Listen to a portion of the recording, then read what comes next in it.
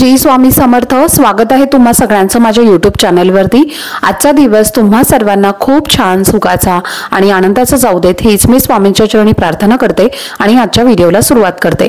पण त्या अगोदर तुम्ही माझ्या चॅनलवरती जर नवीन असाल तर चॅनलला सबस्क्राइब नक्की करा। त्याचबरोबर कमेंटमध्ये श्री स्वामी समर्थ लिहायला अजिबात विसरू नका। पहा, आज आहे पाशांकुशा एकादशी। आपल्या हिंदू धर्मामध्ये एकादशीला विशेष महत्त्व दिलं जातं आणि एकादशीला आपण भगवान श्री हरी विष्णूंची पूजा करायची असते। एकादशी ही भगवान श्री हरी विष्णूंना समर्पित असते आणि त्यांना प्रसन्न करण्यासाठी काही उपाय आणि सेवा सुद्धा या दिवशी केल्या जातात। त्याचप्रमाणे आजच्या व्हिडिओमध्ये मी तुम्हाला एक उपाय सांगणार आहे। अशी एक वस्तू आहे तर ती आपल्याला गाईला खाऊ घालायची आहे। त्याचप्रमाणे एक दिवा सुद्धा आपल्याला या दिवशी लावायचा आहे आणि हा दिवा तुम्हाला आज संध्याकाळी लावायचा आहे। त्यामुळे आपली सर्व पापातून सर्व अडचणीतून सुटका होते आणि 7 पिढ्यांचं दारिद्र्य हे सुद्धा संपूर्णपणे नष्ट होत असते आणि त्याचप्रमाणे आपल्या मनातील सर्व इच्छा सुद्धा पूर्ण होतात।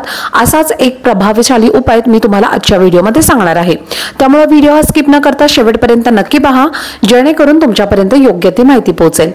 तर पहा, आता ही आजची जी आहे तर ती पाशांकुशा एकादशी आहे। पाशांकुशा एकादशी म्हणजेच काय तर पापांचा नाश करणारी, कळत न कळत आपल्याकडनं काही पापही घडत असतात आणि ही पाप दूर करण्यासाठी पाशांकुशा एकादशी जी आहे तर ती खूप महत्त्वाची मानली जाते।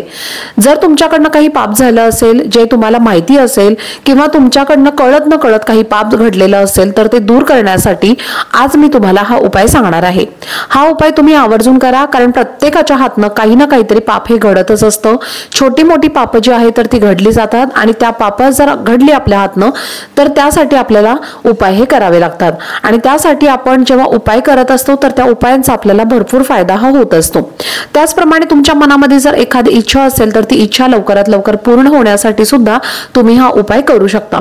तर पहा, गाय जी आहे तर ती आपल्या हिंदू धर्मामध्ये माते समान मानली जाते, लक्ष्मी समान या गायीला मानलं जातं।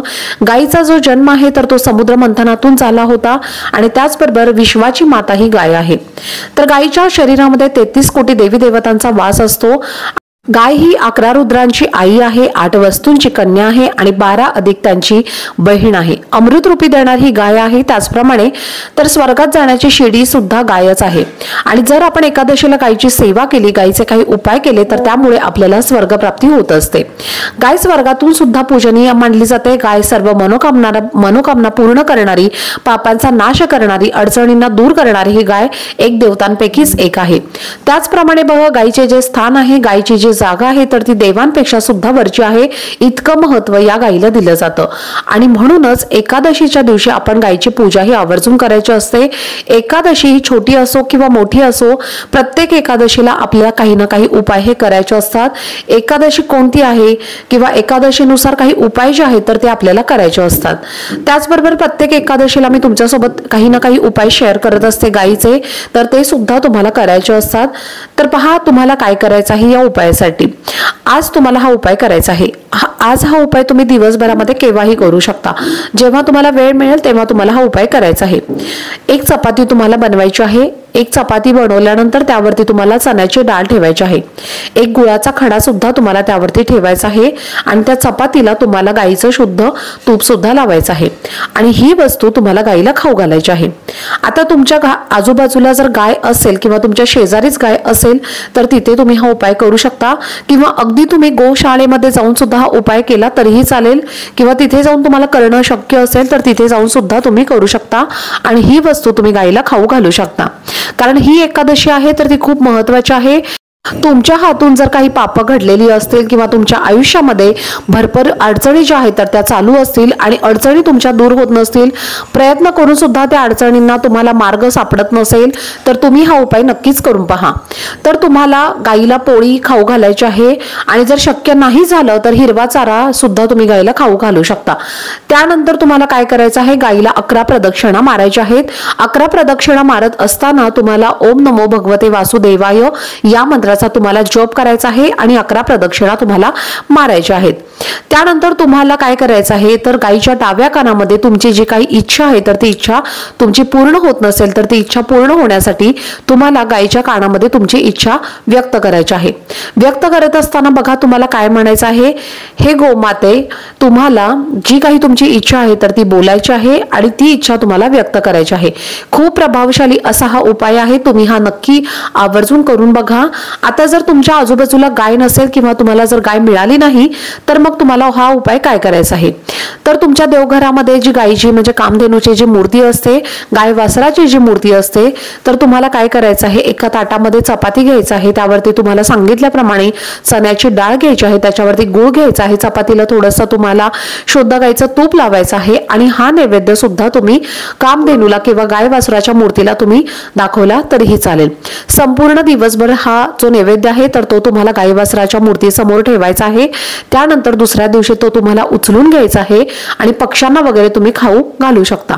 आता हा झाला पहिला उपाय। आता दुसरा उपाय म्हणजे आज संध्याकाळी आपल्याला एक दिवा सुद्धा लावायचा आहे। तर पहा एकादशी आहे आणि संध्याकाळच्या वेळेला घरामध्ये लक्ष्मीचं आगमन होत असतं, त्यामुळे आपल्याला आपल्या घराच्या मुख्य दरवाजामधून हा उपाय करायचा आहे। एक मातीचा दिवा घ्यायचा आहे किंवा तुम्ही कुठलाही दिवा घेतला तरीही चालेल आणि त्यामध्ये तुम्हाला शुद्ध गाईचं तूप घालायचं आहे। एक जोडवात तुम्हाला घालायची आहे, 2 वातींची मिळून एक जोडवात तुम्हाला त्यामध्ये घालायची आहे। 7 अखंड तांदूळ तुम्हाला या दिव्यामध्ये टाकायचे आहेत आणि हा दिवा प्रज्वलित करून तो तुम्हाला तुमच्या घराच्या मुख्य दरवाजावरती लावायचा आहे।